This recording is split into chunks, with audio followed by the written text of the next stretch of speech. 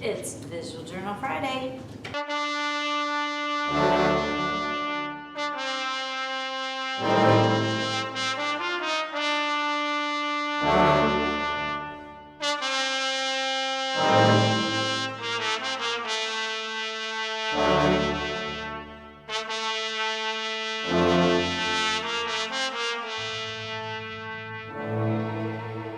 If you'd like to know more about visual journaling, what it is, how it's different than keeping a regular sketchbook, how I use it with my students, how I think it could be helpful for you as an artist to grow, then check out my more in-depth description in episode 1 of the Visual Journal Friday series. Also, you can check out my blog post where I go into a lot of detail about it. I will have that link in the description below. Happy Visual Journal Friday, y'all. It is mid-March and spring is finally sprung, and that's a good thing because I hate winter. And I'm so glad that the flowers are starting to bloom. It's getting a little warmer outside. And I'm about halfway through my busy season. This time of spring, I have a lot going on here at school. Have lots of art shows going on in the spring, and the senior play, I'm in charge of doing the set for that, so that requires a lot of extra time. A lot of student shows though, preparing artwork, inventorying artwork, labeling artwork, framing artwork, and all that's behind me. Well, there's one more show at the beginning of April. I'm looking forward to summertime when I can focus more on painting. Today we're going to look through book number 5.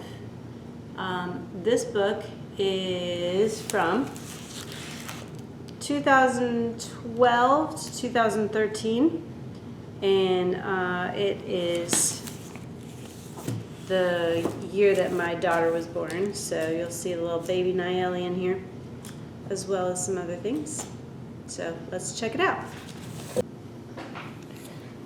All right, book number 5. So I decided with this one to try a more rustic feel and covered the outside with a brown paper bag that I decoupaged on and covered the entire outside with that.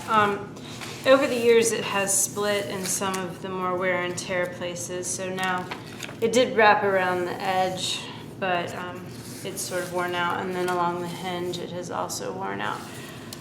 But then I sort of did some stamping with India ink here, as well as wrote my name in gel pen. This is a snakeskin that I found in the classroom. I find random things in the classroom. I found a snakeskin in the classroom and I glued it on my book. I don't think a snake was in my classroom. I think a student brought snakeskin and left it in my room. This is just some gel medium with some ink mixed in to sort of give some textural effect.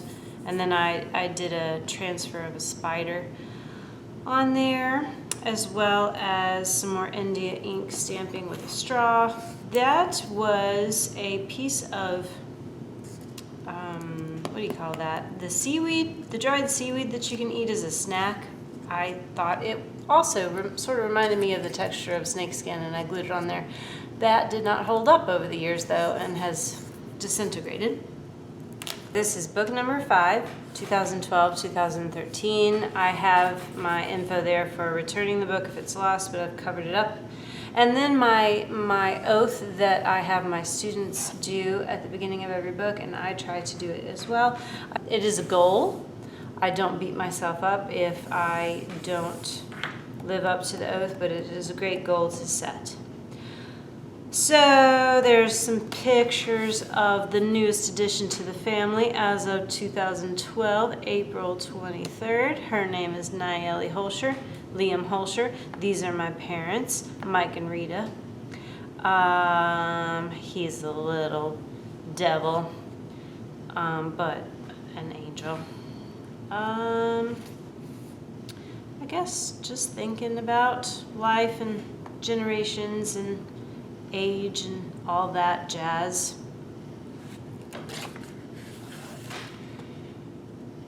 Memorabilia from the school year, some music that was popular at the time, thank you notes from students, Sienna, Pride Club.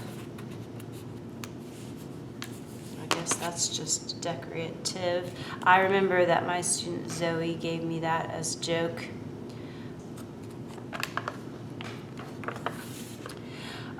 There's the image of the spider again, and this time I did it on a packaging tape transfer. Those are just two techniques that I show my students. One on the cover is a chemical transfer.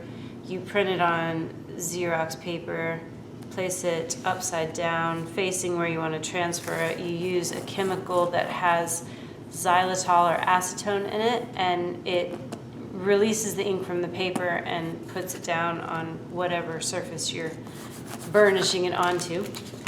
And then, where were we? Uh-oh, lost my place.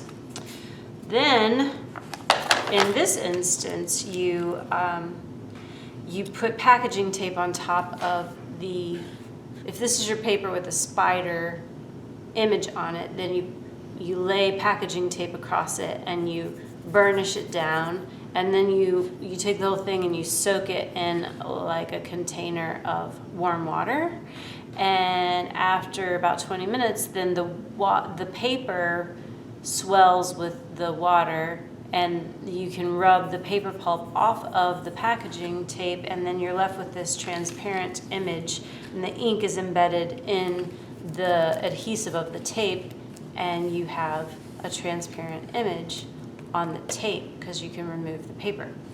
So that's really only helpful if you plan on putting it on something that's not white. So I try to highly encourage my students to put it on top of something where you would see the underneath image showing through for layers. A student left a spirograph in my classroom, and my student, who is also a friend, Paul, and we played around with it quite a lot. These are just meetings from notes and at the beginning of the year, and I drew on top of them. Divine proportion, golden mean, Fibonacci sequence. That's something I tried developing a classroom project, a class lesson about, and it just never really worked out. Just got lots of spirals and seashells and galaxies, and it's nice to teach them about it, but it's a pretty open-ended thing to try to get them to do an art project about. More notes with doodles over top and sort of messing around with pop-up art and origami. This used to have a bunch of different folds in it. Seems they've sort of got worn out. Stencils. These are some visual notes about visual note taking. I was looking into a way to further explain how to incorporate text into my students' visual journals. There is a whole approach called sketch notes. I think you can find it on YouTube, and I've just got some info about that here that I was trying to pass along to some students. There is a drawing of myself with some dribble painting over it. This usually happens in my visual journals when someone has left some paint out that is going to dry up and be wasted.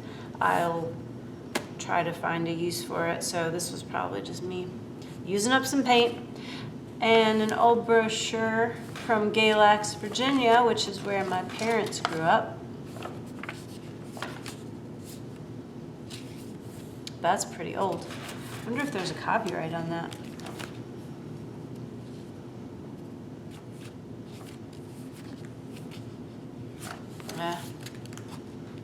It mentions 1954, but I don't know if that's when that was printed. There's calendar. I like to use these as a calendar so that I'm more likely to carry them around with me. This is some notes about the election of 2012 from county level all the way to state level and to the national level. Just me figuring out who I wanted to vote for. Also, we did a symposium that year. Symposium is sort of it's all of our history teachers. They work together to create a unit for all 4 grade levels at the high school. And every 4 years, it has to do with the election. So this is some startup notes about a installation piece I did on the back wall of the stage for the auditorium assembly for the symposium, where we did like sticky notes, and each sticky note had notes from the students about what they'd learned about the election, and it was in the color of the flag, and it looked really cool. It turned out awesome. It was huge. That is just a collage. And this is Pratt. That is an art school, but it's also a insult.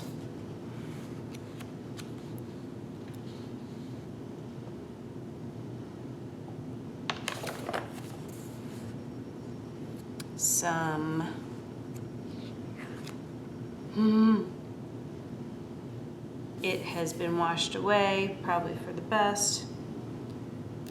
I wrote, why is money more important than human rights?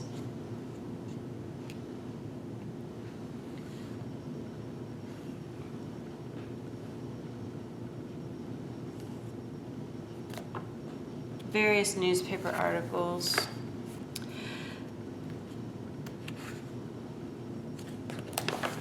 So anyways, this page is my reaction to the election. It's your life, so live it. Be in the present. These are some blind contour drawings of the wooden figure mannequin, of some faces, of the wooden mannequin again. And I've done some stamping and some washes. And I wrote, blind contours are fun. And I said, I, Courtney Michelle von Hoelscher, hereby acknowledge that on occasion it's completely human to make mistakes. And when they happen, I will not spend an exorbitant amount of time beating myself up over it. I understand that I have full permission and am expected to make mistakes on a regular basis. Sleep. I had a newborn at this moment, so that was probably something I really wished I had more of. Sleep. More blind contours. I'm pretty sure that's Obama's face right there. And there's the legs of the mannequin, and I've traced my hand, and the green thing is peacock feather. Looks like I did a rainbow assortment of blind contours. Red, orange, yellow, green, blue, purple. Wow, there's a lot going on here. So I've done a collage of geographical forms from National Geographic magazine, and then I put tissue paper over it in some places, and some colorful paper here, tissue here. I drizzled some blue, light blue acrylic paint. I glued on some other things, ribbons, fabric. That is foam circle thing. Some twine. This is just this holds watercolor refills. And this says Shanghai, and it's misspelled in a punny sort of way. I don't know why I did that. It made sense at the time, I'm sure. So this image, I collaged. This guy was on a building that I removed from another image, and it worked out perfectly that it looks like he's shooting up in the sky in this cityscape. I even put some flames there. And then of course that reminded me of the Willy Wonka and the Chocolate Factory scene, so I wrote the song around it. Come with me and you'll be in a world of pure imagination. Take a look and you'll see into your imagination. I don't remember how the tune goes. We'll begin with a spin, traveling in the world of my creation. What we'll see will defy explanation. If you want to view paradise, simply look around and view it. Anything you want to do it. There's nothing to it. I enjoyed that because I tried to be really whimsical with the way that I wrote the words, and they sort of flowed around in a way that reminded me of the way the song goes. Yeah. So this is where me and Paul went crazy. He was about to graduate, and he was squirrely, and he had an extra period or something where he had free time, and he came in, and we just made lots of spirographs and talked about nonsense, and it was fun. And I guess I thought that I was being scientific, and I wrote down the numbers of the inner piece and the outer piece that went together to make these things, so I could come back and reference them and make them again if I wanted a certain kind. And these are mess ups.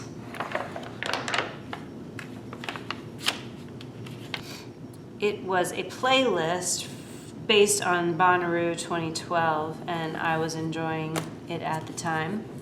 So I wrote down the names of the songs and the artists. And this is just the word G written over and over again from a stencil, and then I cut it out to make this lacy paper. Just the letter G. Pretty cool.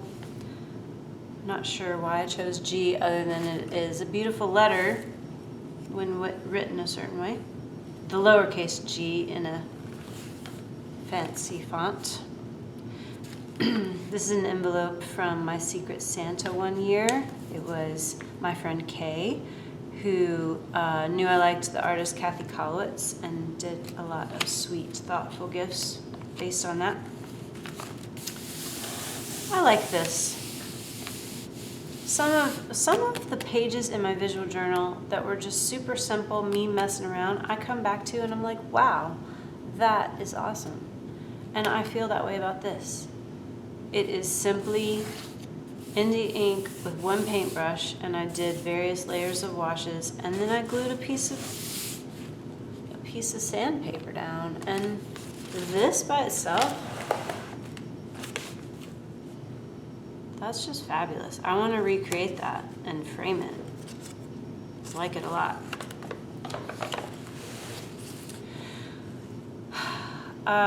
There's that Easter Island image again that I guess I saw in this Rorschach smudgy.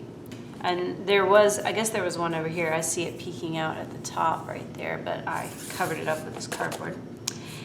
And an earth, and a picture of our galaxy that says you are here, which I must say, this is not true because we don't have a picture of our own galaxy, do we? This is a picture of another galaxy. And those are just notes from a stack meeting.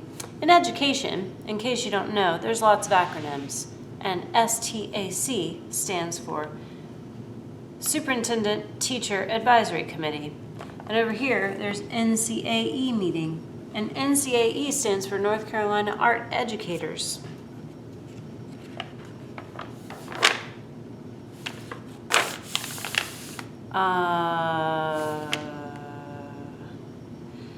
Notes about economy policy, comparing Obama to Romney. Upside down. Iran, energy. Oh, it's not just economy, it's all these things. Economy, Iran, energy, taxes, national service, climate, election, abortion, same-sex marriage, death penalty, immigration, education, and medical marijuana, which apparently neither of them had a stance on. So, as you can see, I like to thoroughly investigate my candidates before I vote. This is a sweet interview that a student did of me that I just glued in here. It was for some assignment that she had to do for a class. She interviewed me. And there's some pages out of one of my visual journals. Op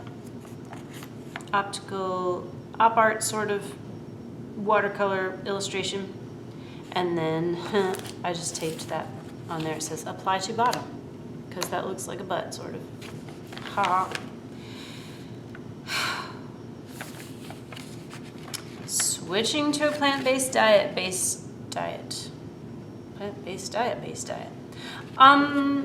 Okay, so at some point, my husband and I tried to go vegan because we watched way too many of those documentaries on Netflix, and I definitely think that our environment would benefit from us eating more plant-based diets. It's also what disgusted me was I learned how cruel a lot of the industrialized meat industry is to the animals. And honestly, like, they just pump them full of toxins, and it's just gross. But I have learned over the past couple of years that I need more protein than I'm getting, and I need meat. And I was trying to be smart, and I wasn't getting enough. And I want to be healthy for my family. We first transitioned to vegetarian, then we transitioned to just eating fish, and then we transitioned to just trying to really eat a more knowledgeably sourced meat that is, of course, organic, but also that we know was humanely raised. Okay, some questions. Oh, and a crane as a pop-up.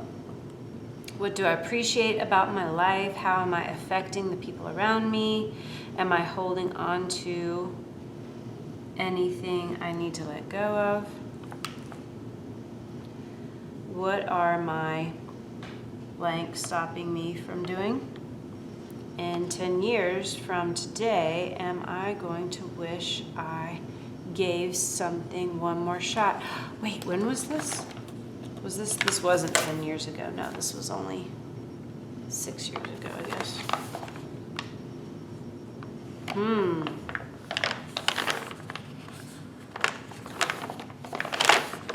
Is this glued together? Yes, it is. All right. So I saw this photograph of a girl in a magazine, and I was like, man, she just looks so full of life, full of joy, full of health and happiness. And my daughter was very young, and I said to myself, I just hope that she can grow up to be as joyful as that girl seems to be. And so far, so good, y'all. She is the sweetest, most loving, happy little girl. She's 6 now. I said, what should mothers tell daughters? Nayeli, believe in yourself. Only you can be you. Admire your attractive features. Don't obsess about the problem areas. Never compare yourself to a photograph of a model. Never settle for a guy who wants you to be something that you're not. Only wear clothes that make you feel good and confident. Be happy. I love you. I will always love you no matter what. Sorry, this is disturbing imagery again because I was processing the whole idea of the industrialized meat complex. That's some chickens in the slaughterhouse, and this is a really awful image. I found out what they did with baby chicks that weren't female.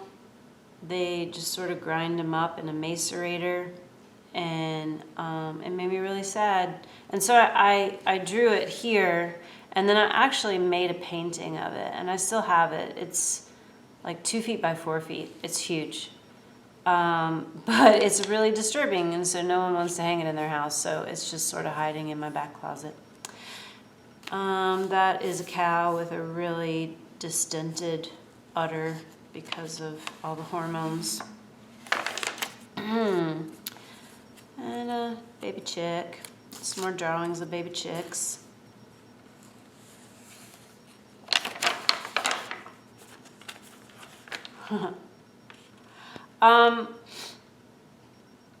Visual note taking about typography. This is a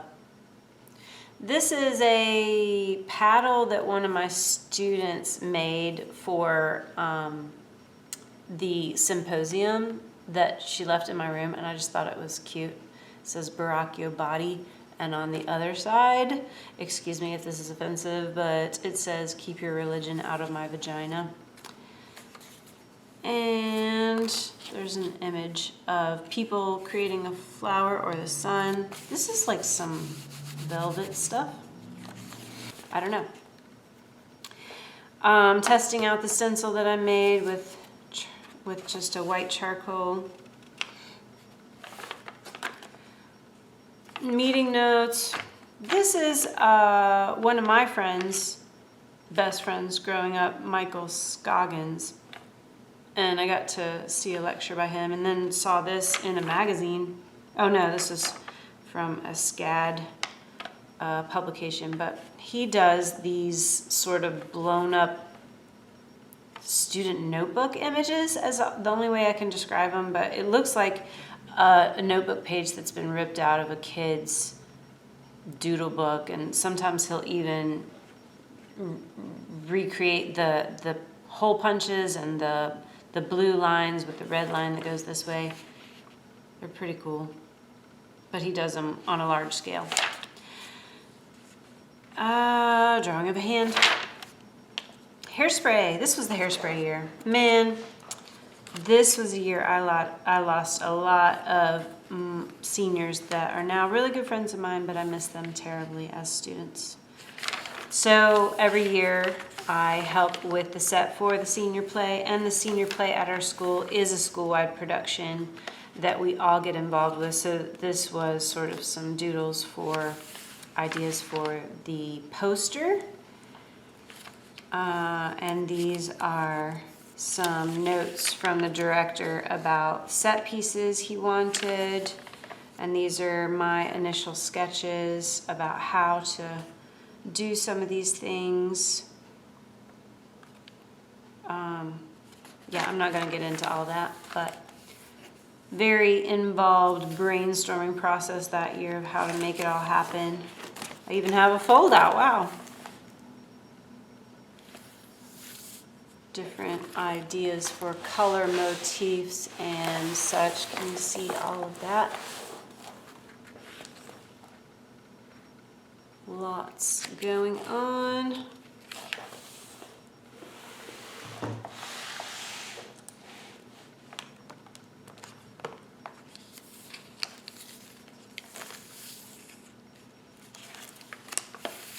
And here's even more drawings, some imagery from play. These are my sort of coming, I move on to graph paper when I know what we're doing, so I can figure out the scale and give our construction crew some measurements. And this is sort of, I guess, what the pieces look like as they move around on the set. And this is the program. And there's the poster, the final poster.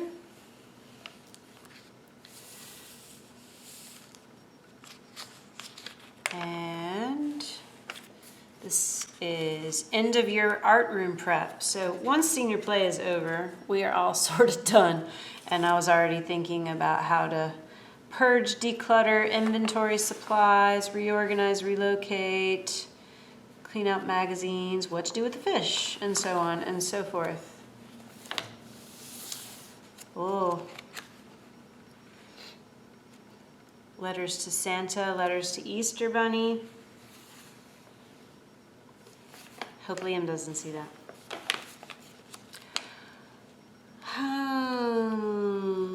Pantone colors of the year. I guess I was just looking back. 2013, 2012, 2011, 10, all the way to 2000.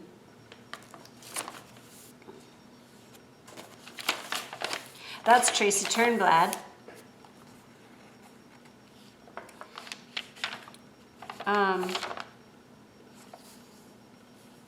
And that is a blurb about the painting, about the baby chicks, more cruel than King Herod.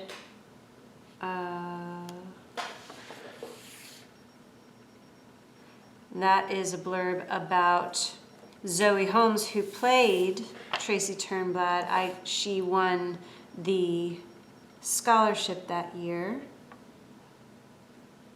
the arts scholarship. So this was my blurb that I got to read on stage about her. And there's a poem that she turned me on to. What was the name of? Body Love by Mary Lambert. And then this is I Know Fellas, A Man's Response to Body Love by Mary Lambert. And then I think that Zoe wrote this amazing poem. And then I think I drew that. She probably left it around in the classroom because it's not printed perfectly within the border. She probably threw it in the recycling and I grabbed it. It says, your cancerous eyes bore into my thighs like they're a nuclear threat. Like the thunder they cause when I stomp will pause Earth's spin around your swelled head. Your UV rays aren't ultraviolet, they're ultraviolent.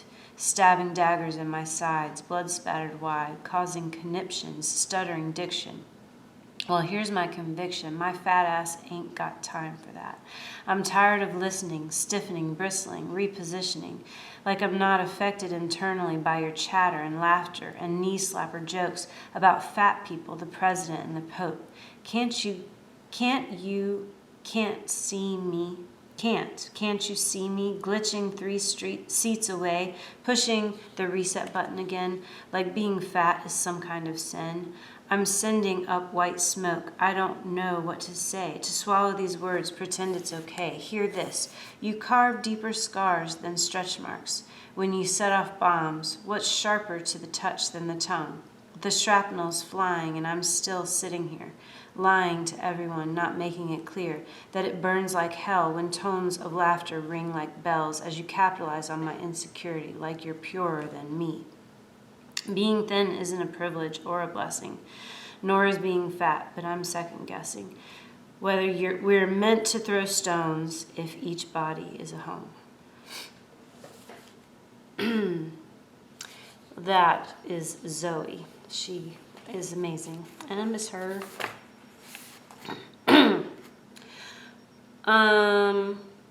This is 3-point perspective. I guess I was just showing it, or I guess 4-point perspective when you put it together. Just showing it to students. And I believe Zoe made this page. That's not my handwriting. Life isn't about finding yourself. Life is about creating yourself.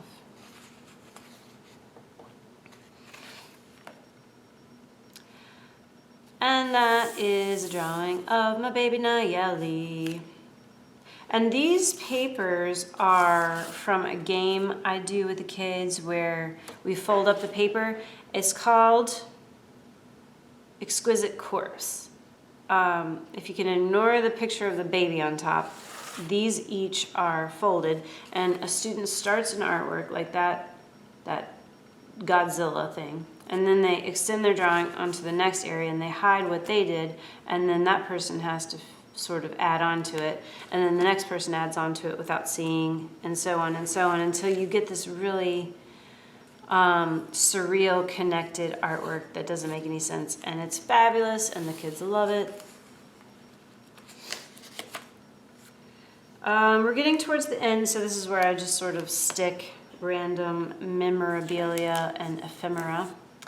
A note from the senior playcast, thank you note, another thank you note.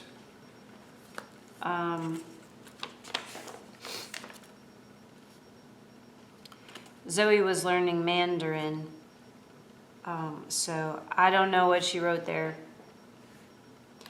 Love note from Ariel. Oh, there's Chris.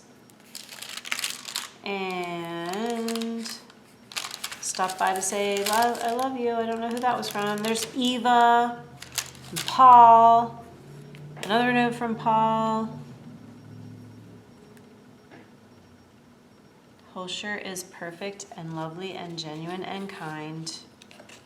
And that was written by Sarah B. Hoelscher is the best. That's Zoe. That is a really cute goat. I don't know who wrote that. I think, did Zoe draw that too? Hashtag Paul stinks. Not nice. I smell great. I think that's back and forth between Zoe and Paul. They're covered up. There's a picture of my baby when she was only 11 days old. And that'll be all for today, folks. That's the end of the book. I know it looks like there's more there, but this is a pocket and there's just random stuff stuck in there. And this is the back, and I just traced some shapes and drew some texture. There's a feather.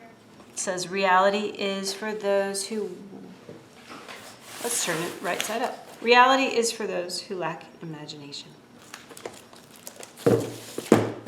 Perfect way to end that. Well, I hope you enjoyed today's Visual Journal Friday.